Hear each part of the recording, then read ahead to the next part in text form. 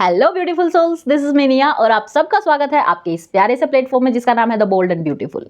इस कम्युनिटी को बनाने का मेरा मकसद है ताकि जिस भी हमारी बहन को कोई भी प्रॉब्लम है वो हमें लिख सकती है और हम सब मिलकर उसका हेल्प करेंगे उसके सॉल्यूशन को ढूंढने में। इस दुनिया में बहुत सारी हमारी बहनें परेशान हैं और वो किसी के साथ शेयर भी नहीं कर सकती।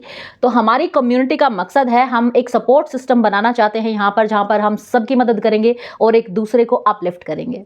तो चलिए शुरू करते हैं आज की प्रॉब्लम से। आज की प्रॉब्लम जो हमारे पास आई है वो आई है नेहा की, और नेहा हमें लिखती हैं, Hi Neha, hope you're doing good and wishing the same for your little gem. Thank you so much. This channel is a great initiative which is going to benefit a lot of people. Thank you so much. I'm hoping to get some solution for my problem as well. हम आपकी मदद करने की पूरी कोशिश करेंगे।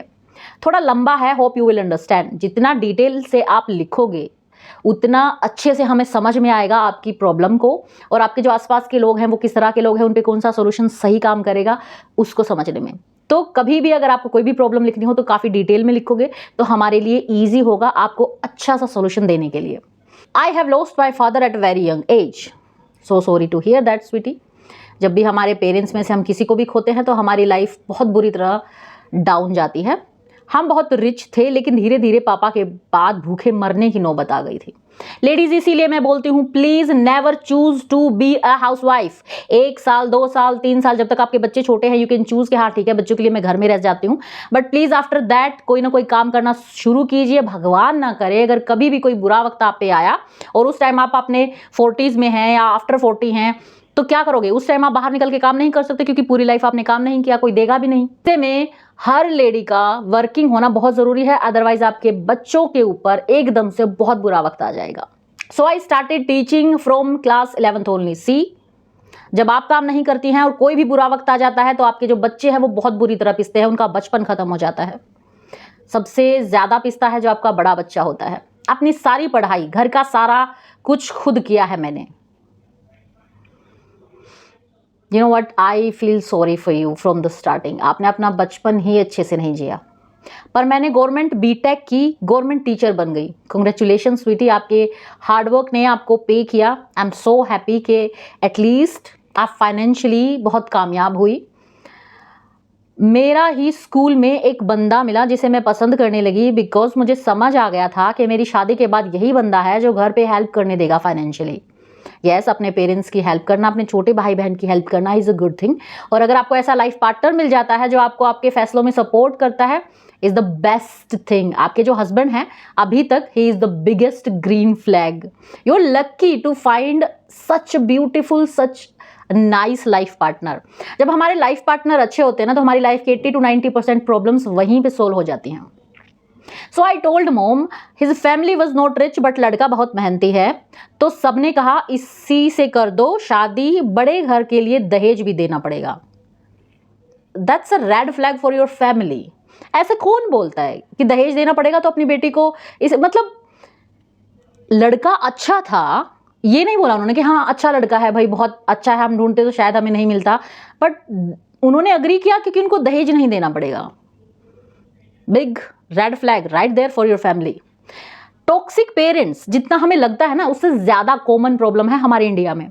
Toxic parents होना, narcissistic parents होना बहुत ज्यादा कॉमन है। जितनी दुनिया मैंने देखी है ना, मुझे बहुत ज्यादा ऐसे बच्चे मिले हैं जिनके पेरेंट्स हद से ज्यादा टॉक्सिक है, हद से ज्यादा नार्सिसिस्टिक है। ऐसे ऐसे पेरेंट्स हैं अगर उनके बच्चे मर भी जाए ना उनको घंटा फर्क नहीं पड़ता, बेशक मर जाओ, बट उनका अपने दिमाग में कुछ है वो पूरा होना चाहिए। बच्चे कहीं जाओ, मरो, जियो, कुछ भी करो।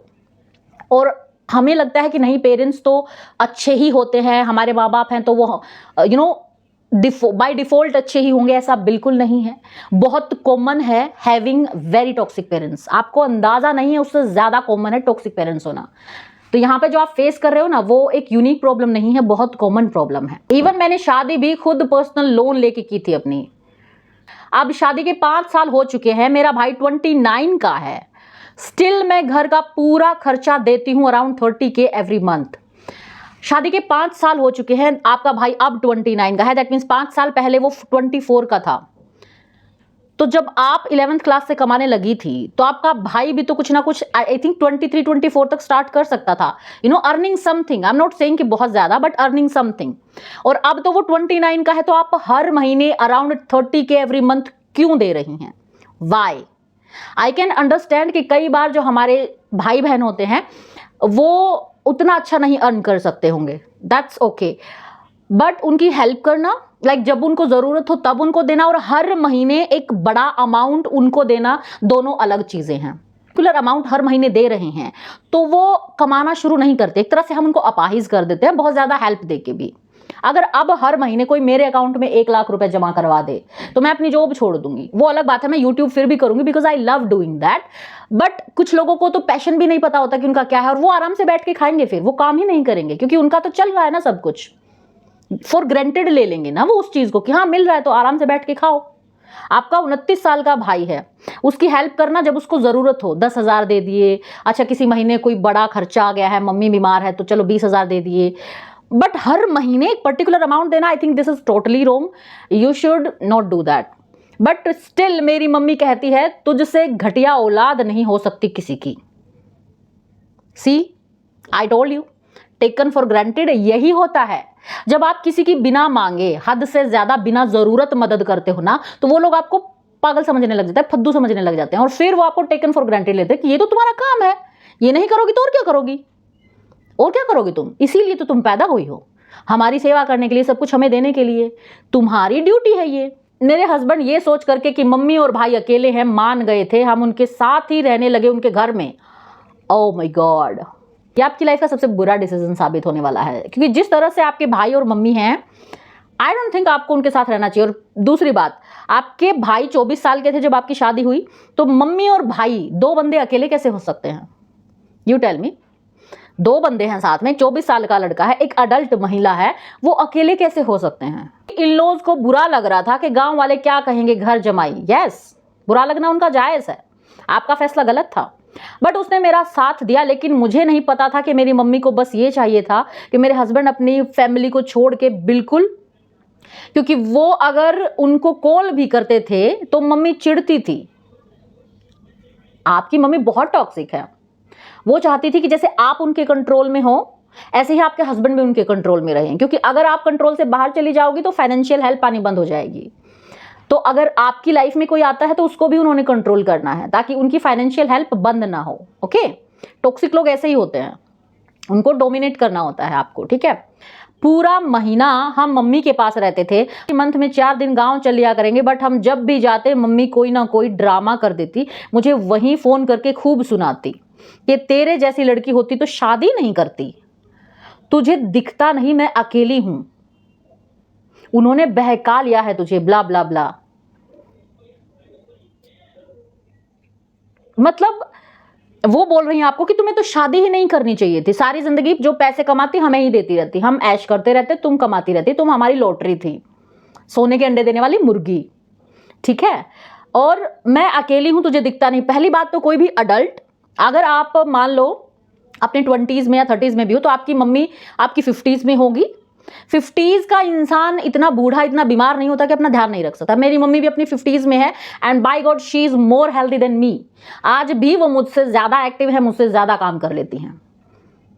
आई एम श्योर कि आपकी मदर का भी वही होगा, बहुत एक्टिव, बहुत हेल्दी होंगी, क्योंकि 60s की जो जनरेशन है ना वो बहुत एक्टिव और हेल्दी है, तो वो बिल्कुल बीमार नहीं। और अकेली कैसे है, आपका भाई उनके साथ है, हाउ इज शी अकेली। और हस्बैंड के लिए हद से ज्यादा जजमेंटल होंगी ही, क्योंकि हस्बैंड वो बंदा है जो उनकी सोने की मुर्गी को लेके जा रहा है, इतनी कि अगर वो सांस भी लेते हैं तब भी ताना मारती हैं, उनको थप्पड़ तक दिखा चुकी हैं, धक्का दिया हुआ है। Domestic violence, I mean domestic violence सिर्फ औरतों पे हो जरूरी नहीं है, आदमियों पे भी हो सकता है। हस्बैंड पर डोमेस्टिक वायलेंस हो रहा है, आई होप कि आपने इसके अगेंस्ट कोई ना कोई स्टेप लिया होगा। एटलीस्ट देखो, सिर्फ हस्बैंड की ही ड्यूटी नहीं बनती कि वो अपनी वाइफ को प्रोटेक्ट करे, अपने घर वालों से कहे कि मेरी वाइफ की बेइज्जती कोई नहीं करेगा, अपनी वाइफ की, आप उसकी वाइफ की इज्जत हो ये इंश्योर करे। ये एक वाइफ की भी ड्यूटी है कि अगर आपके हस्बैंड एक अच्छे इंसान है, एक सही इंसान है, तो आपकी फैमिली में, आपके रिलेटिव्स में, आपके रहते आपके पीछे कोई भी आपके हस्बैंड की इंसल्ट नहीं कर सकता। ये आपकी भी ड्यूटी बनती है। पार्टनर इक्वल होते हैं, दोनों की रिस्पॉन्सिबिलिटी होती है एक दूसरे की रिस्पेक्ट करना और करवाना अपने अपनी फैमिली से। तब भी वो बेचारे मेरी वजह से चले जाते हैं मेरे साथ, क्योंकि मैं अपनी मम्मी को नहीं छोड़ सकती। पापा के बाद वो ना होती तो पता नहीं क्या होता। Is that the excuse you are giving to yourself, जिसकी वजह से आप सारे टॉक्सिसिटी सहन कर रहे हो? अगर पापा के बाद वो ना होती, वो कहाँ जाती? बताओ मुझे, कहाँ जाती वो? अपने 2 बच्चों को छोड़ के कहाँ जा सकती थी वो? उनकी भी तो रिस्पॉन्सिबिलिटी बनती है ना, उन्होंने 2 बच्चे पैदा किए हैं, ठीक है? और आपके हस्बैंड इतना सब कुछ होने के बाद भी सहन कर रहे हैं और आप उन्हें सहन करने दे रही हैं। बिकॉज ऑफ यू वो बंदा डोमेस्टिक वायलेंस सहन कर रहा है, और आप जो है आप ये कह के कि अगर पापा के बाद मम्मी नहीं होती तो हमारा क्या होता, इस एक एक्सक्यूज से हजारों गलतियां, हजारों उनके सारे उल्टे सीधी चीजें माफ कर दे रही हैं। कई बार ऐसा होता है कि किसी इंसान ने एक सही काम किया होता है, क्या उस एक सही काम के बदले वो 1000 गुनाह कर सकता है? क्या 1000 तकलीफें दे सकता है आपको क्योंकि उसने कभी एक सही काम किया था? क्या पता वो उसकी इंटेंशन थी या उसकी मजबूरी थी वो काम करना। ओके, उनका एहसान कभी नहीं भूलूंगी मैं, लेकिन now I have a baby, और वो अब उसको भी दादा दादी के पास जाने से रोकती हैं, चाचा के बच्चों से नफरत सिखाती हैं। She is toxic, hello toxic, she needs help. और वो आपको बीमार कर रही हैं, आपकी जिंदगी में घुस गई हैं। आपके हस्बैंड को डोमेस्टिक वायलेंस फेस करना पड़ रहा है उस औरत की वजह से। अब आपके बच्चे को भी वो अपने कंट्रोल में करना चाह रही हैं। और मैं 32 इयर्स की हूं, बट स्टिल मुझे इतना डर लगता है उनसे कि हर बात पे झूठ बोलना पड़ता है। माँ बाप से डर लगना इज जेन्युइन थिंग, स्पेशली हमारी जनरेशन की जो अभी 30s में है। सीरियसली हमारे पेरेंट्स ने हमें ऐसे बड़ा किया है ना कि आज भी हम उनसे बदतमीजी तो भूल ही जाओ। कई बार हम जब अपने लिए स्टैंड लेते हैं ना, तब भी बहुत हिम्मत चाहिए होती है, and it's a true thing. बचपन से हमें इतना पीटा गया है, इतनी बुरी तरह से डांट देते थे, जब उनका मूड होता था तब भी हमारे ऊपर गुस्सा कर देते थे। वो ट्रॉमा अभी तक हमारे अंदर है, इतना ज्यादा है कि हम अपने पेरेंट्स से अपने इमोशंस, अपनी प्रॉब्लम्स बोल ही नहीं सकते, बता ही नहीं सकते। हमें लगता है वो हर चीज में हमें जज करते हैं, and this is a real thing. तो आपके साथ भी शायद वही हो रहा है। आपकी मदर जो थी वो बहुत टॉक्सिक थी, फादर जो थे वो चले गए थे, पेरेंट के नाम को आपको एक ही इंसान मिला और वो इतना टॉक्सिक था। So sorry to hear that कि वो अब आप स्टैंड नहीं ले पा रहे हो। मैं ससुराल नहीं जाती, साल में बस 1-2 दिन max, this is so bad. लेकिन जापा निकालने वहां भेज दिया कि वही करेंगे। वाओ, यानी कि जब आपको हेल्प की जरूरत थी, आपको केयर की जरूरत थी, आपको गाइडेंस की जरूरत थी, आपको माँ की जरूरत थी, तब उन्होंने आपको वहां पे भेज दिया। और बाकी जब बात आती है कि आपसे कुछ लेना हो तो आप उन्हीं के कंट्रोल में रहो, आप उन्हीं के अंडर रहो। उन्होंने अच्छे से किया, तो अब कह रही हैं वहां गए तो मुझे मरा हुआ मानना। मान ही लो आई गेस। मैं मेंटली थक चुकी हूं अब ये झेलते हुए 5 साल से। 5 साल से आपको नोटिस हुआ ही, ये झेल आप पहले भी रहे थे। कुछ ही बातें हैं, सब कुछ बताऊंगी तो 2 दिन लगेंगे। आई कैन अंडरस्टैंड, अगर मैं अपनी कहानी शुरू करूं तो शायद 2 साल लग जाए। तो इतने सालों में आपने जो कुछ झेला है उसको बिल्कुल 2 दिन लग जाएंगे। मम्मी से रिश्ता भी नहीं तोड़ सकती, वो कुछ गलत करेंगी, लेकिन अब वो इस हद तक आ गई हैं कि मेरी बेस्ट फ्रेंड के सामने भी बोला कि इसने कौन सी प्रॉब्लम देखी है। ओके, मैं नहीं होती तब इन्हें पता चलता प्रॉब्लम का। अगर वो नहीं होती तो शायद शादी के बाद आज आप बहुत खुश होती, और जितनी भी प्रॉब्लम आपने देखी होती, आपके दादा दादी, नाना नानी, बहुत बड़ी फैमिलीज होती है इंडिया में, कोई तो आपको पाल ही लेते और शायद इनसे अच्छा पालते। और आप वैसे भी अपना खर्चा खुद ही उठा रहे हो, एटलीस्ट शादी के बाद तो आपकी जिंदगी में खुशियां आती। अगर वो नहीं होती तो अब तो आप अच्छे से अपनी खुद की जिंदगी हंसी खुशी से जी रहे होते, अगर वो नहीं होती तो। इतना डरती हूं कि समझ नहीं आता सही के लिए कैसे स्टैंड लूं। I can totally understand that. और अगर लूं तो समाज मुझे ही कहेगा कि बाप नहीं है, तब भी लड़की ने मां को नहीं समझा। स्वीटी, समाज की आपके फेवर में है समाज यहाँ पे, क्योंकि हमारा समाज जो है ना वो हमेशा ये बोलता है कि माँ की रिस्पॉन्सिबिलिटी बेटे की है, और आपका भाई है वो भी एक full on adult 29 years old. तो समाज की तो आप चिंता छोड़ ही दो, ये एक्सक्यूज जो है खुद को मत दो कि समाज क्या कहेगा, क्योंकि आपके केस में समाज कुछ नहीं कहने वाला है। समाज के हिसाब से आप अब फ्री हो, आप अब अपनी लाइफ संभालो, आपकी माँ को आपका भाई संभालेगा क्योंकि वो अडल्ट है। तो समाज में कोई कुछ नहीं कहने वाला है। हाँ, अगर आपकी मदर जो है वो सभी रिलेटिव्स में जाके कुछ कहेंगी, और अगर कोई रिलेटिव आपसे आके कहे तो आप उनको इतना बोल सकते हो कि आप अपनी बेटी से सेवा करवा रही हैं या बेटे से, और उनको उनका जवाब मिल जाएगा, कोई नहीं आएगा। जबकि मैं डिप्रेशन पेशेंट बन चुकी हूँ। I am not surprised because of all this. What to do यार, आई विल टेल यू। इसके बाद मैंने इनसे कुछ सवाल पूछे थे, क्योंकि मुझे जो था इनके भाई का रोल बहुत कम लगा था इसमें, कि अगर आप अपने भाई से बात करो कि भाई देखो मेरी गृहस्थी स्टार्ट हो चुकी है, मेरा छोटा सा बच्चा है, let me focus on my family and you handle mother, तो आपके भाई का क्या टेक है इसमें, क्योंकि भाई का हमें क्लियर नहीं था। तो इन्होंने बताया कि ब्रदर हैं, ऑब्वियसली फ्री में पैसे मिलेंगे तो कौन छोड़ेगा, और ऐसी टॉक्सिक मदर है उसी के साथ वो रहते हैं, तो उनके भाई के लिए भी एक पैसे देने वाली मशीन से ज्यादा कुछ नहीं है, और वो भी अपनी मदर की ही मानते हैं। और उन्होंने अब इन्हीं के पैसों से एक 1.5 लाख का फोन लिया है and he is enjoying his life, क्योंकि उसको पता है कि उनके पास एक सोने के अंडे देने वाली मुर्गी है जो इतनी वीक कर दी है इन्होंने कि बस उसको थोड़ा सा ऊंची आवाज में बात करो, थोड़ा सा डांटो और उससे जो चाहे आप ले सकते हो।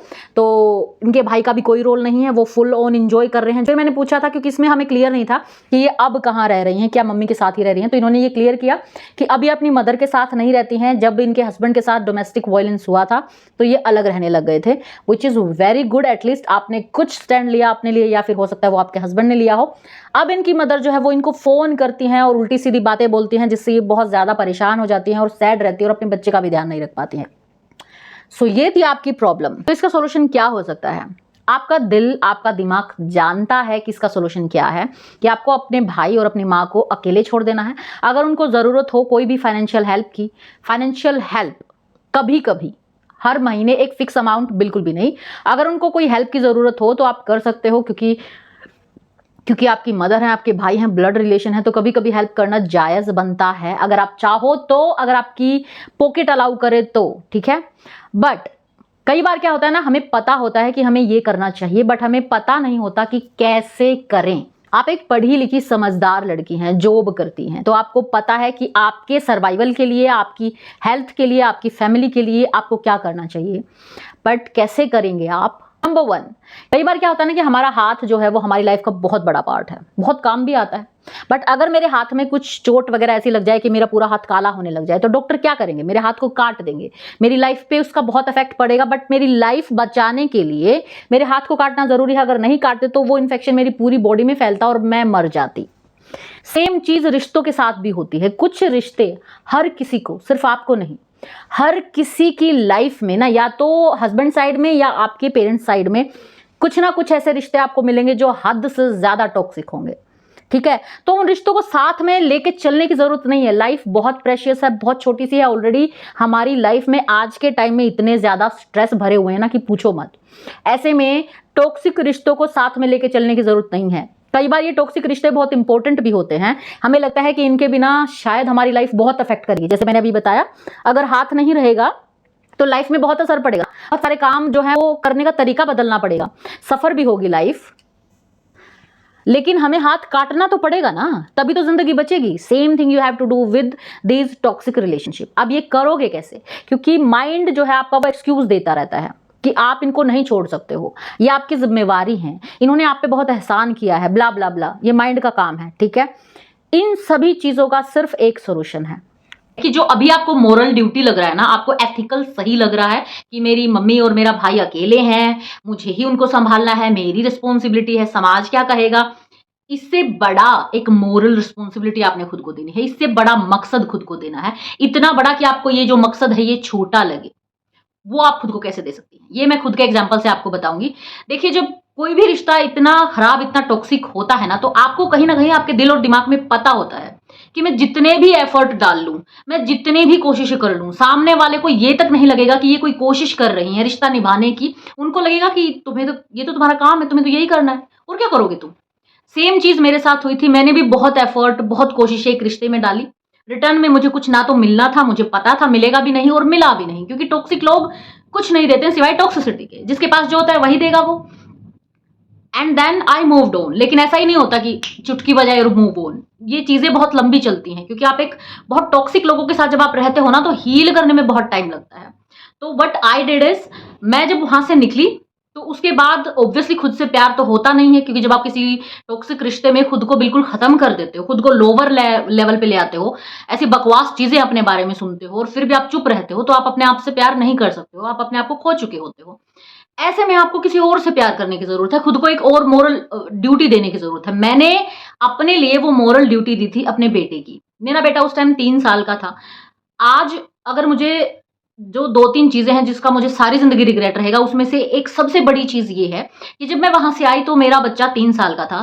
3 से 5 साल मेरे पास कुछ वीडियोज़ हैं जिसमें विहान 3 से 5 साल के बीच में था। He was very cute. इतना प्यारी बातें और इतना लाइक द बेस्ट टाइम। मुझे उस टाइम का कुछ भी याद नहीं है। उस टाइम में मैं खुद से ही लड़ रही थी। मैं इतनी टॉक्सिक, इतनी इरिटेटेड, इतनी एंग्री अपने हालात पे, पता नहीं क्या-क्या मेरे साथ चल रहा था। मेरी खुद से ही लड़ाई थी। मेंटली मैं बहुत डाउन फेज़ पे थी। मुझे कुछ भी याद नहीं है उस टाइम का, कि मैंने अपने बच्चे के साथ कैसे टाइम स्पेंड किया, हम क्या खेलते थे, हम कहीं बाहर जाते थे घूमने, हम कोई साथ में खाना बनाते थे, हम हँसते थे। मैं क्या करती थी उसके साथ, कैसा था मेरे दिन और रात उस टाइम में, मुझे कुछ भी याद नहीं है। कोई भी एक मोमेंट याद नहीं है मुझे। मुझे याद है तो सिर्फ़ मेरी अपनी लड़ाई जिसमें मैं पड़ी रहती थी, मैं सैड थी, मैं बहुत डिप्रेस्ड थी, वही सब याद है। विहान का कुछ भी याद नहीं। तो वो मुझे बहुत बड़ा रिग्रेट है। मैंने 2 साल खराब किए और अपने बच्चे की कोई भी याद नहीं है मेरे पास। आपके साथ भी वही होगा। दूसरी चीज़ जो आपको सबसे ज़्यादा याद रखनी है, एक माँ सिर्फ़ माँ नहीं होती अपने बच्चे के लिए। एक माँ एक बच्चे का घर होती है, होम होती है। You are the home for your child. अगर आप हैप्पी हैं, अगर आप पीसफुल हैं, आपका पीस ऑफ माइंड सही है, आप इरिटेटेड नहीं हैं, आप हेल्दी हैं, तो एक बच्चे का घर हेल्दी है और वो बहुत सेफ और सिक्योर फील करता है। ठीक है? लेकिन अगर आप हिली हुई हैं यहाँ से, आप अनहैप्पी हैं, आप इरिटेट रहती हैं, आप बहुत एंग्री रहती हैं, आप फ्रस्ट्रेटेड हैं, तो बच्चे का घर जो है ना वो हिला हुआ है। वो बहुत अपने ही घर में बहुत इनसिक्योर फील करेगा, सेफ फील नहीं करेगा। चाहे वो दादा-दादी हों, फिर चाहे उसके पापा हों, कोई भी हो घर में, जब तक उसकी माँ हिली हुई है, बच्चा एक सर्वाइवल मोड पे चलता है, वो सेफ एंड सिक्योर फील नहीं करता है, किसी के साथ भी नहीं। ये एक बहुत बड़ी चीज़ है जो माँओं को समझनी होगी, आपको समझनी होगी। अब आपको खुद को सिर्फ़ एक ही चीज़ याद दिलानी है, दुनिया भाड़ में जाए, आग लगे दुनिया को। कोई मुझे बोले मैं बुरी बेटी हूँ, तो मैं खुद बोलूँगी हाँ, मैं बुरी बेटी हूँ। मैं इस दुनिया की सबसे बुरी बेटी हूँ, मैं इस दुनिया की सबसे बुरी बहन हूँ, मैं इस दुनिया की सबसे बुरी इंसान हूँ। मेरे बच्चे को एक माँ की ज़रूरत है जो मैं नहीं बन पा रही हूँ। मेरे बच्चे को एक खुश माँ चाहिए, हैप्पी माँ चाहिए, पीसफुल माँ चाहिए, हेल्दी माँ चाहिए और इससे ज़्यादा मुझे कुछ नहीं बनना। बाकी सब अडल्ट है। इस पूरी दुनिया में अगर आप आज मर जाओ, किसी की लाइफ़ पे असर नहीं पड़ेगा। आपकी माँ, आपका भाई कमाना, ऑब्वियसली वो कमाता है, थोड़ा और कमा लेगा, उनकी लाइफ़ पे कोई असर नहीं पड़ेगा उनकी। दोनों अडल्ट हैं, दोनों आराम से जिएँगे, मज़े से जिएँगे। एक ही इंसान है जिसकी पूरी दुनिया ऊपर से नीचे हो जाएगी अगर आपको कुछ भी हो जाए, and that is your son, क्योंकि उसकी माँ कोई नहीं बन सकती। आपकी स्पेस, आपका प्लेस उसके जीवन में पूरा ज़िंदगी कोई नहीं ले सकता। आपके हस्बैंड मेबी 5-6 साल के बाद मूव ऑन कर जाएँ, किसी और के साथ सेट हो जाएँ, प्यार दोबारा हो जाता है, नो बिग डील। बट उसकी माँ कोई नहीं बन सकती सिवाय आपके। सो यू लिटरली सच में आपके पास बहुत बड़ा मकसद है, बहुत बड़ी रिस्पॉन्सिबिलिटी है। जब भगवान किसी को माँ बनाता है ना तो उसको इस संसार का सबसे बड़ा काम देता है, सबसे बड़ी रिस्पॉन्सिबिलिटी देता है, प्यार से एक छोटे से इंसान को बड़ा करना। अगर हमारी एक गलती, एक चूक हमसे हो जाए, उस बच्चे की पर्सनैलिटी में ऐसा फ्लो आ जाता है जिसके साथ वो पूरा जीवन जीता है। अगर आपको एक अच्छी माँ मिली होती तो शायद आप एक पीपल प्लीजर नहीं होती जो आप आज हैं। आप बाहर वैलिडेशन सीक नहीं करती जो आप अब कर रही हैं। आपको आपकी माँ का वैलिडेशन चाहिए कि वो बोले कि हाँ तुम बहुत अच्छी बेटी हो, हमें तुम पे गर्व है, इतना कौन करता है जो तुम कर रही हो। ये सच्चाई है, लेकिन वो बोलेंगी नहीं। आप पीपल प्लीजर हैं क्योंकि आपको एक सेफ अच्छा बचपन नहीं मिला। वही चीज़ आप अपने बच्चे के साथ कर रही हैं। आप उसको एक सेफ अच्छा बचपन नहीं दे रही हैं, तो उसकी भी पर्सनैलिटी में कोई फ्लो आ सकता है। अगर वो एक पीपल प्लीजर बन गया आप ही की तरह, तो कोई भी उसका फ़ायदा उठा सकता है। वो सारी लाइफ़ दूसरों में अपना वजूद ढूँढता रहेगा, कि तुम बोलो ना मैं अच्छा हूँ, मैं तभी मानूँगा मैं अच्छा हूँ। तो ये फ्लो अगर आपके बच्चे में आ गया, आप ही की तरह वो भी दुखी होगा। वो देख ही नहीं पाएगा कि उसकी ज़िंदगी कितनी खूबसूरत है। इतना अच्छा लाइफ़ पार्टनर है, जॉब है, फाइनेंशियली अच्छा है, लाइफ़ पार्टनर अच्छा है, बच्चा हेल्दी है, खुश है। आपकी ज़िंदगी खुशियों से भरी हुई है, लेकिन आप डिप्रेस्ड हैं क्योंकि आप देख नहीं पा रही हैं। सेम चीज़ आपके बच्चे के साथ हो सकती है अगर आपने उस पे ध्यान नहीं दिया। वो भी ऐसे ही लोगों में, टॉक्सिक लोगों में अपना वैलिडेशन सीक करने लग जाएगा। क्योंकि उसका घर हिला हुआ है ना, वो सेफ नहीं फ़ील करता है। उसकी माँ, कल को वो बड़ा हो गया, अगर आपने आने वाले 5 साल ऐसे ही निकाल दिए, सेम सर्कल, सेम पैटर्न करते हुए, तो उसको क्या याद रहेगा अपने बचपन का? उसको याद रहेगा मेरी मम्मी बीमार रहती थी, मेरी मम्मी परेशान रहती थी, मेरी मम्मी चिड़चिड़ी रहती थी, रोती रहती थी। ये मेमोरी रहेगी उसके बचपन की। इस मेमोरी के साथ वो बड़ा होगा। और जो नानी की टॉक्सिसिटी आपकी वजह से, जो नानी की टॉक्सिसिटी उसकी लाइफ में है, यू कैन स्टॉप दैट। अगर मुझे पता चले ना कि मेरे आसपास कोई भी एक ऐसा टॉक्सिक बंदा है जो मेरे बच्चे की लाइफ में टॉक्सिसिटी लेके आ रहा है, मेरा काम है उसको रोकना, क्योंकि वो बच्चा नहीं रोक सकता। It's me, I need to stand up और उसको रोकना। नहीं, मेरे बच्चे की लाइफ में टॉक्सिसिटी मैं नहीं आने दूंगी। It's my duty to stop that. तो आपको सिर्फ इतना करना है, आग लगे दुनिया में, सब अडल्ट हैं, सबकी जिंदगी मेरे बिना चल सकती है, सब अपनी लाइफ में खुश होंगे मेरे बिना और मेरे साथ भी। मेरे बच्चा जो है वो मेरा फोकस है। मुझे सिर्फ अपने बच्चे के लिए जीना है। आज से, अभी से मुझे एक ऐसी माँ बनना है जो मेरे बच्चे को चाहिए। मुझे एक खुश माँ बनना है, एक हैप्पी माँ बनना है, एक हेल्दी माँ बनना है। एंगर, फ्रस्ट्रेशन कुछ नहीं होना चाहिए। एक बच्चे को जो एक परफेक्ट माँ चाहिए होती है ना, आज से बस मुझे वो बनना है। मुझे जीना है तो अपने बच्चे के लिए। अगले 5 साल मेरे जीवन के डेडिकेटेड टू माय सन और डॉटर। ओके, मुझे सिर्फ अपने बच्चे के फोकस, अगले 5 साल मुझे अपने बच्चे के लिए जीना है। कोई बोलता है मैं घटिया हूं, हाँ मैं हूं घटिया, मैं सबसे घटिया इंसान हूं, छोड़ो मुझे, निकलो तुम मेरी जिंदगी से, तुम जाओ। अच्छा अगर कोई दिख रहा है उसको ढूंढ लो, मैं घटिया हूं, निकलो यहां से। मेरा फोकस मेरा बच्चा है। अगर मेरा कोई ध्यान भटकाएगा मेरे बच्चे से, मुझे नहीं चाहिए वो इंसान अपनी लाइफ में, जाओ। अगर कोई मेरे बच्चे के लिए टॉक्सिक है, निकलो, मेरे बच्चे के आसपास भी मत दिखना। अगर आप इस तरह से सोचोगे ना, तो धीरे धीरे आप वो इंसान बनने लग जाओगे जैसी माँ आपके बच्चे को चाहिए, और फिर आपको धीरे धीरे खुद से भी प्यार होने लग जाएगा। क्योंकि अभी क्या है ना, एक हाथ में आपकी खुशियों ने आपका हाथ पकड़ रखा है, आपका बच्चा, आपका लाइफ पार्टनर, सब बढ़िया है, सबने खुशियों ने हाथ पकड़ रखा है। दूसरे हाथ में आपने खुद तलवार पकड़ रखी है ऐसे, और आप बोल रहे हो कि मैं हील क्यों नहीं हो रही, मुझे दर्द क्यों हो रहा है, मुझे दर्द क्यों हो रहा है। हमारा माइंडसेट ऐसा है ना कि हमें जहां दर्द होता है हमारा पूरा फोकस वहीं होता है, फिजिकली भी और मेंटली भी। जो रिश्ते हमारे खराब होते हैं ना, हमें उन्हीं पे हमारा फोकस होता है। बाकी चाहे कितने भी लोग हमसे प्यार करते रहो, हमारी स्माइल देखने के लिए जिंदा हो, हमें वही, वो एक ही जो रिश्ता वो खराब है ना, जो टॉक्सिक है, बस वही चाहिए कि ये इंसान ठीक क्यों नहीं है, ये मुझे प्यार क्यों नहीं करता, ये मेरी तारीफ क्यों नहीं करता। आप भी वही कर रही हैं, आपने वो तलवार पकड़ रखी है, and you are saying I am in pain, why I am in pain. उसको छोड़ो, उस जगह से उठ के किसी और जगह जाओ, एंड दैट्स इट। इतना ही करना है हील करने के लिए। कुछ एक्स्ट्रा स्टेप नहीं करने आपने हील करने के लिए, सिर्फ उन रिश्तों को छोड़ना है, उनसे दूर जाना है, अपने आप हील हो जाओगे। Give yourself time.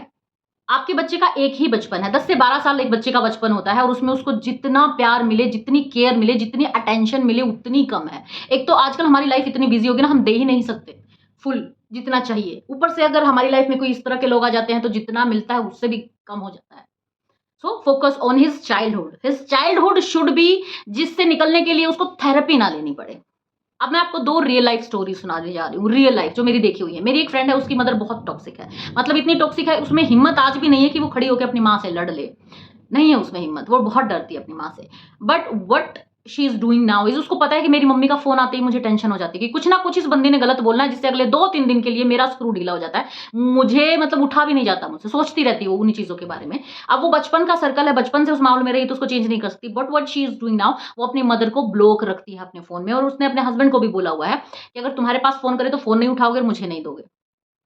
कुछ नहीं होने वाला, कोई इमरजेंसी नहीं आती है। इमरजेंसी अगर उनको कोई आएगी तो वो अडल्ट हैं, they can handle themselves. Clear करो इसको, आप किसी को नहीं बचा सकते। अगर कोई इमरजेंसी है तो खुद को बचा लेंगे वो, और भी लोग हैं।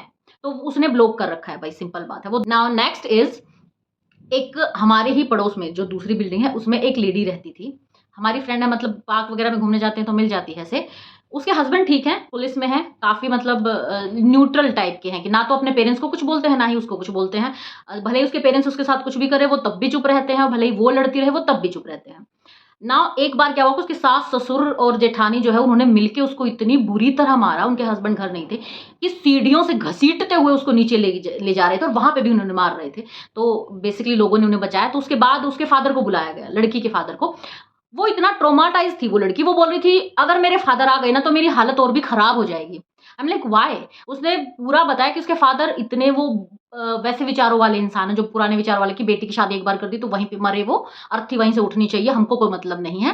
तो उसने बोला कि अगर मेरे फादर आ गए ना तो इन सबको पता चल जाएगा कि मेरे पीछे कोई नहीं खड़ा है, मेरा मायका खत्म है, तो फिर ये इनका बिहेवियर और भी बुरा हो जाएगा मेरे लिए, कि ना तो मेरे हस्बैंड मेरे सपोर्ट में है और ना ही मेरे पीछे मेरे मायके में कोई है। तो इनको और भी मतलब ये और भी हाईलाइट हो जाएंगे। और यही हुआ, उसके फादर आए, उसके फादर ने सबके सामने जो बैठे हुए थे वहां पे, उन्होंने बोला कि इन्होंने तो तुझे मारा ही है, अगर हमारे घर आई ना ऐसे, तो हम तुझे ज़िंदा गाड़ देंगे। ऐसी बेटी हमें नहीं चाहिए। उस लड़की को इतना गुस्सा आया ना, इतना गुस्सा आया कि वहाँ पर उसने ज़िंदगी में पहली बार अपना डर फेस किया। वो जो बचपन का डर था वो फेस किया और उसने खड़े होके बोला कि आप तो मुझे तब मारोगे ना जब मैं आपके घर आऊँगी। आज यहीं पर मैं कहती हूँ आप मेरे लिए मर गए हो। आपकी कोई बेटी नहीं है और मेरा कोई बाप नहीं। आज से मैं अपने दम पे हूँ, मेरा कोई मायका नहीं। That was so liberating for her. उसके बाद वो जो उसका डर था ना कि इनको अगर पता चल गया कि मेरे फादर ऐसे हैं, तो ये और भी एकदम फ्री हो जाएँगे कि अब तो हम इसके साथ कुछ भी कर सकते हैं। वही उसकी ताकत बन गया अब। अब उसने अपने ससुराल वालों को ये बोल दिया है सीधा कि अब मेरे आगे-पीछे कोई नहीं है जिसकी मुझे इज़्ज़त का डर हो या शर्म का डर हो। अगर अब मुझे हाथ भी लगाए ना तो ज़िंदा गाड़ दूँगी। आग लगा दूँगी सब में, हाथ लगा के दिखाओ मुझे। और अब जो है वो she is like the bravest woman. अब वो किसी से नहीं डरती है। ये जो 2 रियल लाइफ एग्जांपल है ना, ये मैंने दिखाए हैं। जो एक तो है जो अपना फर्स्ट स्टेप उठाया है खुद को हील करने के लिए कि मैं थोड़ा-सा डिस्टेंस करूँगी खुद को अपनी माँ से, तो हील कर पाऊँगी और बहुत करेज उसने उसकी लाइफ में बहुत पीस आया है अब। अब वो उतना ट्रॉमाटाइज़ नहीं रहती धीरे-धीरे क्योंकि उसने खुद को उस इंसान से, उस सिचुएशन से दूर कर लिया है। और दूसरा उसने अपना डर फेस किया और खुद को एकदम लिबरेट कर लिया। अब उसको वो डर ही नहीं है और जो उसका सबसे बड़ा डर था वो उसकी ताकत बन गया कि नाउ आई एम फ्री। कोई नहीं है मेरे पीछे लेकिन मैं तो हूँ मेरे पीछे। पहले तो मैं खुद भी अपने पीछे नहीं थी। So these are the real life stories. इनसे भी आप प्रेरणा ले सकते हो, अपना डर फेस करने की और खुद को एक ज़्यादा बड़ा मकसद दो और वो मकसद आपके पास है आपका बच्चा। आने वाले साल सिर्फ़ और सिर्फ़ आपके बच्चे के होने चाहिए। एक ही चीज़ सोचनी है, मेरे बच्चे को क्या चाहिए? मुझे वही बनना है, मुझे वही करना है जो इसके लिए सही है। क्योंकि ज़िंदगी में ना उसका बचपन दोबारा नहीं आने वाला है और सबसे बड़ी रिस्पॉन्सिबिलिटी ना तो आपके भाई की, ना ही आपकी माँ की रिस्पॉन्सिबिलिटी आपके ऊपर है because they both are adults. उनकी कोई रिस्पॉन्सिबिलिटी आपके ऊपर नहीं है, आपने वैसे ही ले रखी है। आपके ऊपर रिस्पॉन्सिबिलिटी है आपके बच्चे की क्योंकि वो खुद से अपना कुछ नहीं कर सकता। वो इंडिपेंडेंट नहीं है, वो एडल्ट नहीं है, उसकी सारी रिस्पॉन्सिबिलिटी सिर्फ़ आपके ऊपर है। एक रिस्पॉन्सिबिलिटी ही निभानी है आपको, वो है आपके बच्चे की, कोई भी नहीं उसके अलावा। आग लगे दुनिया में ये खुद को हर रोज़ बोलना है खड़े होके, मुझे सिर्फ़ और सिर्फ़ ऐसी माँ बनना है जैसा मेरे बच्चे को चाहिए और मुझे कुछ नहीं बनना। और फिर धीरे-धीरे आप पाओगे ना कि एक बार अगर आपने ये करना स्टार्ट कर दिया ना, फिर आपको धीरे-धीरे खुद से प्यार हो जाएगा और फिर आपकी वो पीसफुल लाइफ़ स्टार्ट हो जाएगी ना, फिर आप खुद ही ऐसे लोगों से लड़ना भी सीख जाओगे, स्टैंड लेना भी सीख जाओगे। ऐसे एकदम से स्टैंड लेना नहीं आता, बोलना बहुत आसान है, you should take a stand, खड़े हो जाओ, उनको जवाब दे दो। नहीं दिया जाता, आई कैन अंडरस्टैंड, नहीं लड़ा जाता, I can understand. First step यही होने वाला है क्योंकि मैंने यही किया था and this works like magic. Totally change your life. आपका कॉन्फिडेंस लेवल, आपका स्ट्रेस लेवल सब कुछ चेंज हो जाएगा। खुद से प्यार करने लगोगे आप। और लास्ट जो है में आपने अपने हस्बैंड की हेल्प लेनी है। आपके पास इतने प्यारे लाइफ पार्टनर हैं जो आपको हर चीज़ में सपोर्ट करते हैं। तो आपको उनको बोलना है क्योंकि देखिए ये एक लॉन्ग प्रोसेस होने वाला है। चुटकी बजा के लाइफ में कुछ नहीं होता है, हमारे पैटर्न्स होते हैं। जैसे हम पूरी लाइफ उन्हीं पैटर्न्स पर काम कर रहे होते हैं ना, तो 1-2 दिन तो आप मोटिवेशन में हो सकता है चेंज कर लो, लेकिन वो फिर से वही पैटर्न आ जाएँगे। वो फ़ोन आएगा, यू आपको डर लगेगा, आप पिक कर लोगे, वो फिर से वही बकवास करेंगे, फिर से आप उसी पैटर्न में सैड, एनर्जी नहीं रहना और वही वाले सर्कल में चले जाओगे। You have to do one thing, you have to talk to your husband और उनको बोलना है कि देखो आगे मुझे ये करना है। This is my new routine, this is my new thing now. मैं ये करना चाहती हूँ अपनी लाइफ में अब। मुझे इनसे दूर जाना है और जब भी आप मुझे पाओ कि मैं फ़ोन उठा रही हूँ इनका या मैं इनके पास इनसे मिलने जा रही हूँ, आप मुझे रिमाइंड करवाओगे कि मेरा मकसद मेरा बच्चा है, मेरा मकसद है कि मुझे यहाँ पे रहना और अगर मैं वहाँ पे गई उनसे मिलने या मैंने उनका फ़ोन उठाया, तो मैं 2-3 दिन के लिए उसी सर्कल में चली जाऊँगी, उसी सैडनेस में चली जाऊँगी और फिर जो बेबी है वो 2-3 दिन के लिए देख रहा है कि माई मम्मा इज़ सैड, इरिटेटेड, फ्रस्ट्रेटेड, बीमार है, उठ नहीं पा रही हैं। वो सब चीज़ें बच्चे के लिए देखना इट्स नॉट ईज़ी। तो आपने अपने हस्बैंड को बोलना है कि जब भी मैं पुराने पैटर्न में जाऊँ या जब भी इस तरह का कुछ आए, you going to stop me और वो आपको याद दिलवाएँगे सब कुछ। एंड ऑब्वियसली मेरी वीडियो को सेव कर लीजिएगा और इसको बार-बार सुनिएगा कि मैंने क्या सॉल्यूशन बताए हैं, तो डेफिनिटली आपको दोबारा से रिमाइंड हो जाएगा that what is your main purpose for next 5 years. Okay, खुद को यही देना है, शॉर्ट टर्म गोल दो खुद को कि अगले 5 साल मेरा पूरा 100% फोकस सिर्फ मेरा बच्चा है। आपके सामने एक बहुत ही सुंदर, बहुत ही प्यारी ज़िंदगी आपका इंतज़ार कर रही है, बस आपको अपनी यात्रा शुरू करनी है, आपको पहला स्टेप लेना है, ठीक है? और वो पहला स्टेप यही है that I want to become a mother that my son needs. पहला स्टेप लीजिए और अपनी सुंदर सी ज़िंदगी शुरू कीजिए। टॉक्सिसिटी अपने आप छूटती जाएगी, जब हम आगे बढ़ते हैं तो पीछे की चीज़ें छूटती चली जाती हैं। थोड़ा-सा आप कोशिश करेंगे थोड़ा-सा ध्यान उधर रखेंगे, सब कुछ छूट जाएगा। तो ये था हमारा सॉल्यूशन आपके लिए। उम्मीद है कि आपको अच्छा लगा होगा। कोशिश मैंने बहुत की है कि मैं आपको सही सॉल्यूशन दे पाऊँ। अगर मुझसे कुछ छूट गया हो तो मेरी बोल्ड एंड ब्यूटीफुल कम्युनिटी से मेरा अनुरोध है कि प्लीज़ आप कमेंट करके इनको बताइए कि और क्या-क्या कर सकती हैं ये। अगर ये वीडियो अच्छी लगी है तो चैनल को सब्सक्राइब करना, वीडियो को लाइक करना मत भूलिएगा। इसी के साथ जिस भी इंसान को आपको लगता है कि वो अपनी ही फैमिली में किसी टॉक्सिक मेंबर को झेल रहा है जो क्लोज़ रिलेशनशिप में है, उसको इस वीडियो को शेयर कर सकते हो ताकि उसकी थोड़ी हेल्प हो जाए। मैं मिलती हूँ आपसे अपनी नेक्स्ट वीडियो में, तब तक के लिए अगर आपको कोई भी प्रॉब्लम है, कोई भी परेशानी है जिसका हल आप चाहते हैं और आप नहीं निकाल पा रहे हैं, तो आप मुझे ईमेल कर सकते हैं। ईमेल आईडी है iammyhero1111@gmail.com और आपका सॉल्यूशन लेके नेक्स्ट वीडियो में हम हाज़िर होंगे। तब तक के लिए अपना ध्यान रखो, खुद से प्यार करो एंड बाय।